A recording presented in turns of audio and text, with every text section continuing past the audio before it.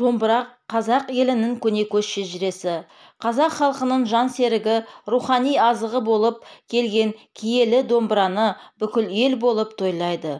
Құрманғазы, Тәттімбет, Дәулеткерей, Қазанғап, Дина, Сүгір сынды бабаларымыздан мирас болып қалған күй өнерінде жандандыруда да бұл күні алар орны ерекше.